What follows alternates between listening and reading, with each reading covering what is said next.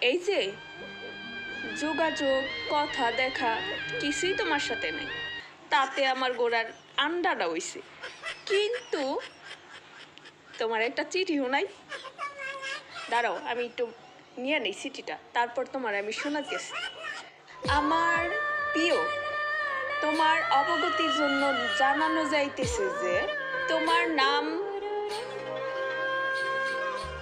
নাম বিক্রি করিয়া করিয়া আমি সবার কাছ থেকে ধার করিতেছি। ধারের মাত্রা যখন বেশি হইয়া যাইব, আমি সবাইরে তোমার ফোন নাম্বার আর বাসার ঠিকানা দিয়ে দিব।